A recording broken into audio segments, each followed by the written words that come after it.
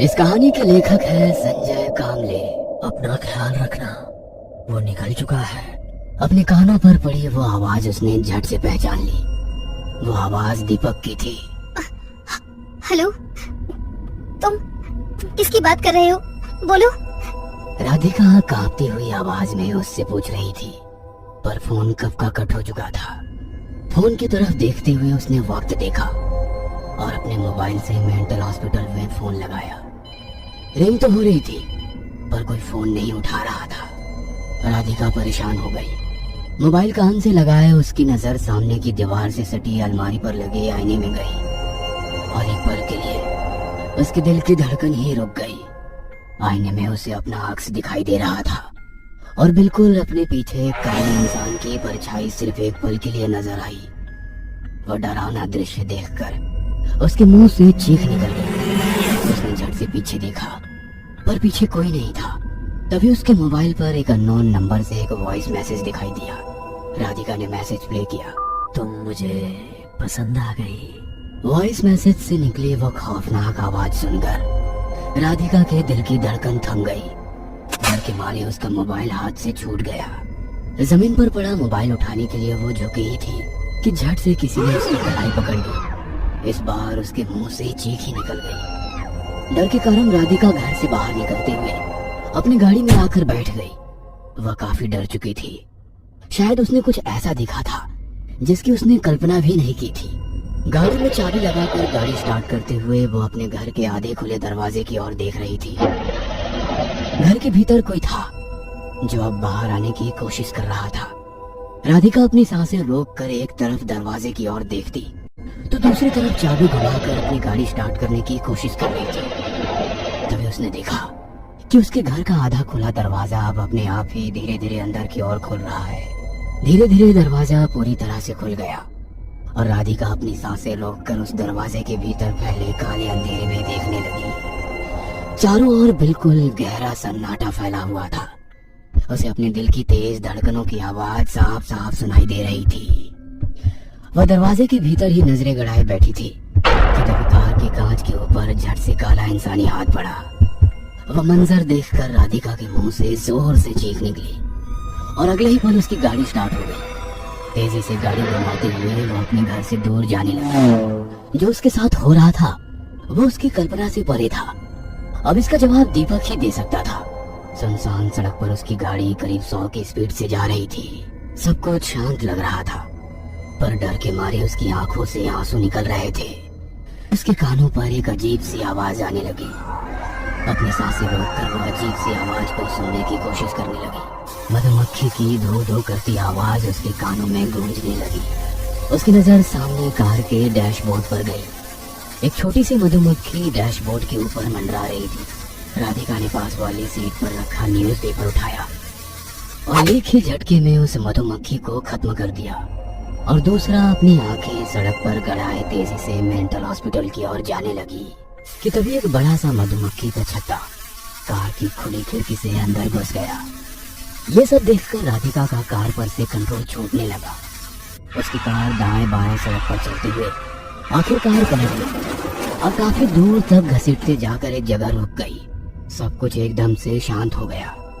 सबसे अजीब बात यह थी कि वहां पर ना कोई मधुमक्खी थी और ना कोई अजीब सी आवाज आ रही थी। कार का दरवाजा खोलकर राधिका बाहर निकली, पर उसे खरोच तक नहीं आई थी। खुद को संभालते हुए देखा तो पीछे वाली सड़क पूरी तरह से खाली थी। उसने मुड़कर सामने देखा तो कुछ ही दूरी पर वो मेंटल हॉस्पिटल नजर आ रहा था। अब सारे सवालों के जवाब वही मिलने वाले थे। वह मेंटल हॉस्पिटल से अंदर आई, पर काफी सन्नाटा पसरा हुआ था। पूरे अस्पताल में अंधेरा फैला हुआ था। शायद लाइट चली गई थी, पर वहां ना कोई मरीज और ना कोई डॉक्टर नजर आ रहा था। सन्नाटा, बिल्कुल गहरा सन्नाटा चारों ओर फैला हुआ था। कहाँ गए सब? क्या मुसीबत है? उसने मोबाइल शुरू करने के लिए जींस की पॉकेट में हाथ डाला और समझ में आ गया कि उस हादसे के बाद मोबाइल घर पर ही रह गया। काउंटर पर रखे लैंडलाइन फोन से कॉल करने लगी, पर फोन तो बंद पड़ा था। उसे काउंटर के ड्राइव में एक टॉर्च मिल गई। उसने टॉर्च शुरू की, पर वो एकदम से शुरू होते हुए दोबारा बंद हो गई। तभी उसे अपने पीछे किसी की आहट महसूस हो गई। उसने झट से पीछे मुड़कर देखा, पर कोई नहीं था। काले अंधेरे में टॉर्च की रोशनी डालते हुए उसने आवाज लगाई, हेलो, सिक्योरिटी, कोई है? पर उस गहरे सन्नाटे से किसी की आवाज नहीं आ रही थी। दिन रात पागलों की चीख पुकार से गूंजने वाली उस मेंटल हॉस्पिटल में अमावस की रात में किसी शमशान में फैले खौफनाक सन्नाटे की तरह गहरा सन्नाटा फैला हुआ था। डर के मारे राधिका के दिल की धड़कनें तेज हो रही थी। हाथ में लिए टॉर्च की रोशनी वो चारों ओर डालते हुए सिक्योरिटी गार्ड को ढूंढने लगी। पर एक अजीब सी बात उसने नोटिस की। पागलों को बंद करके रखे हर कमरे के दरवाजे की कुंडी टूटी हुई थी। उसने हैरानी से हर दरवाजे पर रोशनी डाली, पर सारे दरवाजे बंद तो थे, पर उनके ऊपर लगी कुंडी टूटी हुई थी। उसने दोबारा आवाज लगाई, सिक्योरिटी, हेलो, कोई है? पूरा अस्पताल खाली पड़ा हुआ था। अपने आप से बुदबुदाते हुए वो खाली वार्ड में चलने लगी।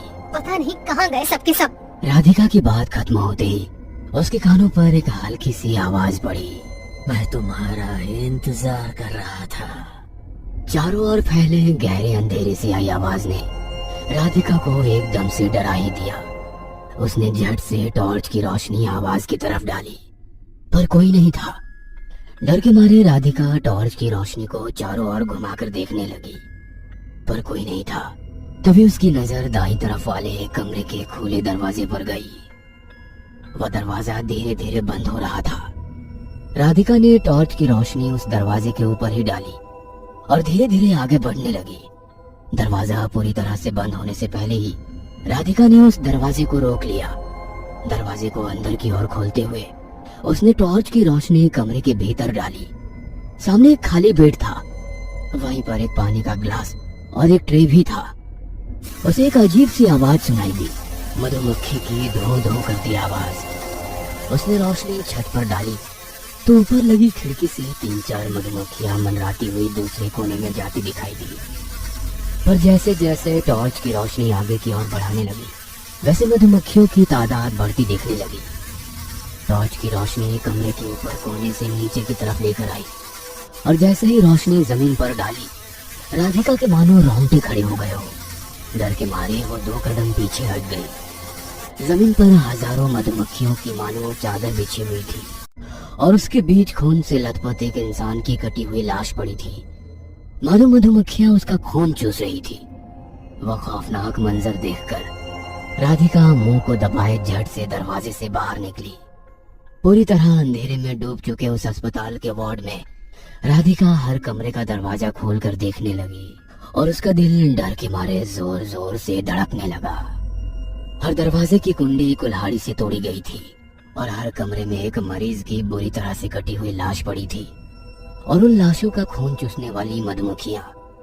टॉर्च की सफेद रोशनी में जमीन पर फैले लाल खून में पड़ी वो लाशें देखकर राधिका को उल्टी आने लगी। वह दौड़ती हुई बाथरूम में गई, टॉर्च बाजू में रखकर लगातार उल्टियां करने लगी। तभी उसे अपने पीछे फैले अंधेरे में से अजीब सी आवाज आने लगी, डरो मत, वो आने वाला है। उस डरावनी आवाज से राधिका के रोंगटे खड़े हो गए। उसने कांपते हाथों से टॉर्च उठाया, पर टॉर्च बंद पड़ गई थी। वो लगातार कोशिश करने लगी, पर टॉर्च शुरू नहीं हो रही थी। चारों ओर फैले अंधेरे से लोहे की कोई चीज घसीटने की आवाज आने लगी। वो आवाज धीरे धीरे तेज होने लगी। आवाज से लग रहा था जैसे अस्पताल के वार्ड से कोई चलते हुए धीरे धीरे उसकी तरफ आ रहा हो। राधिका अपने डर पर काबू रखते हुए लगातार टॉर्च शुरू करने में जुटी थी, पर कुछ ही देर में वो आवाज कम होते होते बंद हो गई। डर के कारण राधिका का दिल जोर जोर से धड़क रहा था। गुस्से से उसने जोर से टॉर्च पर हाथ मारा और झट से टॉर्च शुरू हो गई।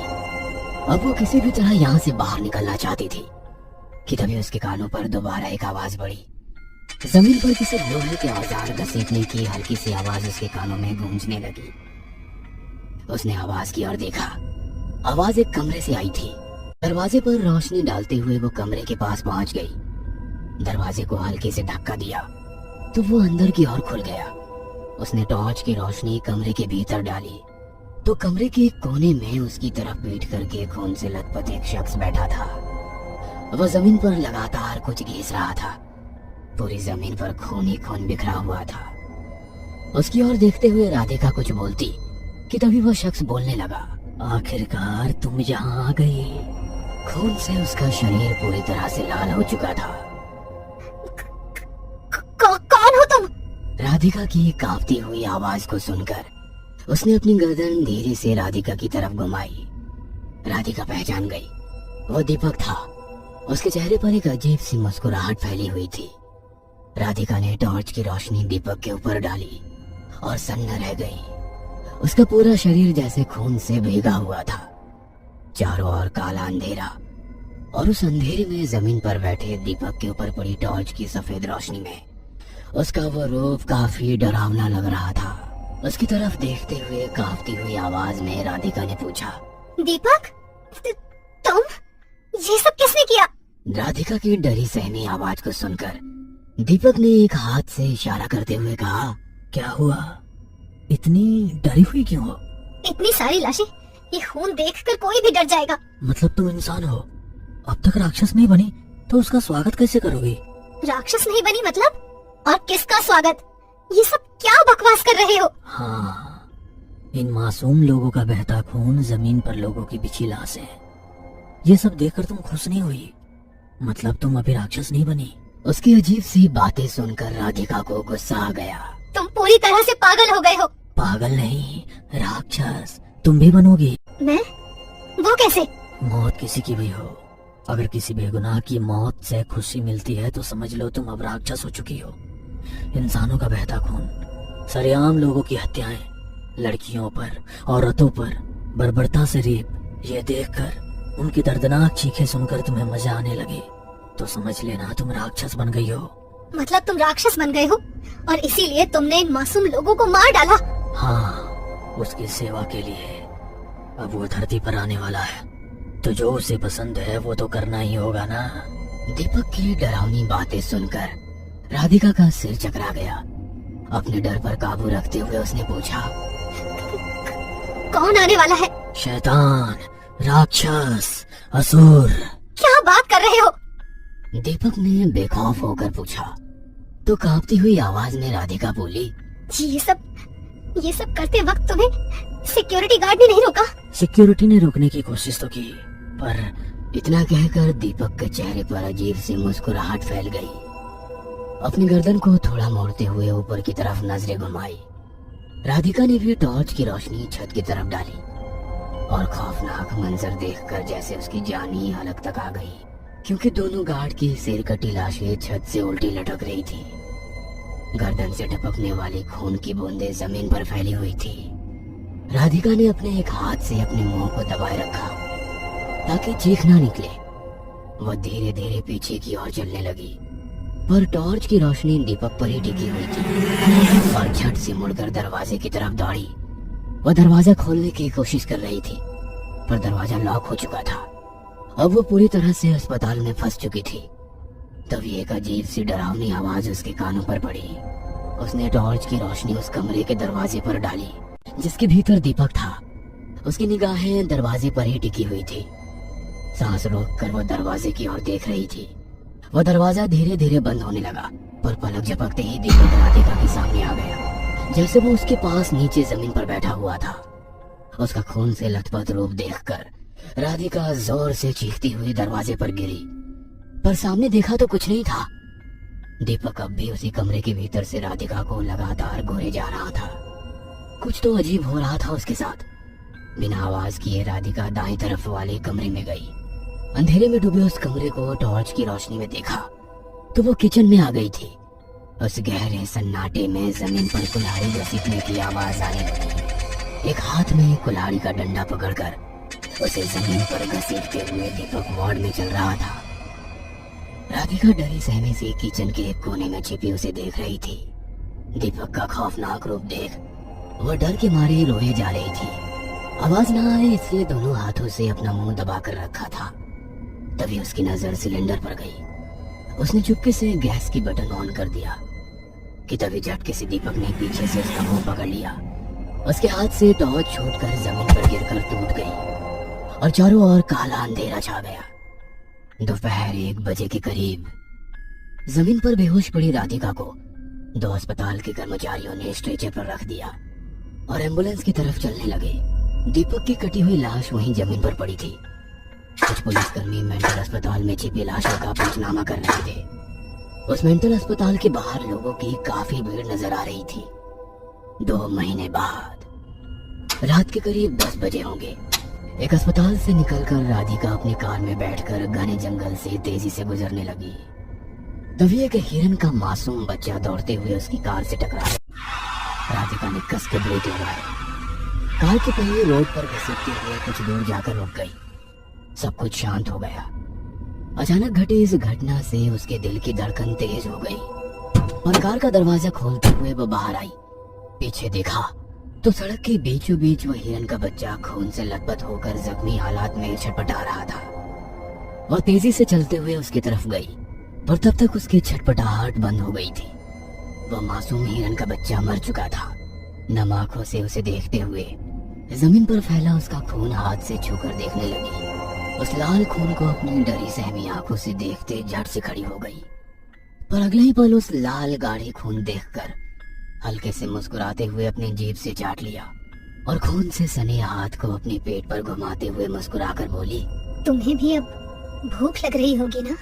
और एक पल में उसके दिमाग में दीपक की सारी बातें घूमने लगी। तुम उसे पसंद आ गई हो, वो आ रहा है, उसे खून पसंद है। और किचन में दीपक ने सामने दबा लिया। मुस्कुराते हुए राधिका अपनी कार में बैठ गई और अपने पेट पर हाथ घुमाते हुए बोली,